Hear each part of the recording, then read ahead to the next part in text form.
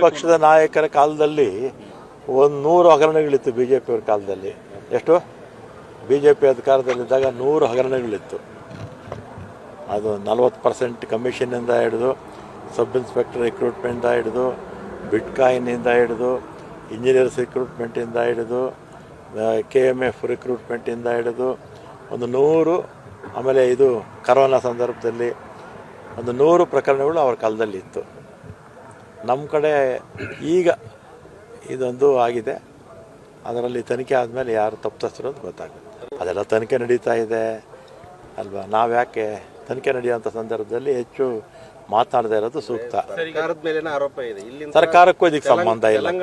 ಚುನಾವಣೆ ಕೂಡ ಇಲ್ಲಿಂದ ಹಣ ಹೋಗಿದೆ ಅಂತ ಸರೋಯ್ತು. ಈಗ ಇದರಲ್ಲಿ ಇವರಿಬ್ಬರು ಪಾತ್ರ ಅಂತೂ ಇಲ್ಲವೇ ಇಲ್ಲ ಅಲ್ವಾ. ಅಧಿಕಾರಿಗಳು ಮಾಡಿರ್ತಕ್ಕಂಥದ್ದು ತಪ್ಪು. ಅಯ್ಯೋ ಇದ್ದಾರೆ ತಪ್ಪು. ಸಚಿವರು ಯಾಕೆ ಹೇಳ್ತಾರೆ? ಸಚಿವರಾಗಲಿ ಯಾವುದೇ ಚುನಾಯಿತ ಪ್ರತಿನಿಧಿಗಳು ಈ ಥರ ಮಾಡೋಕ್ಕೆ ಹೋಗಲ್ಲ. ಅವರಿಗೆ ಜನರ ಭಯ ಇರುತ್ತೆ.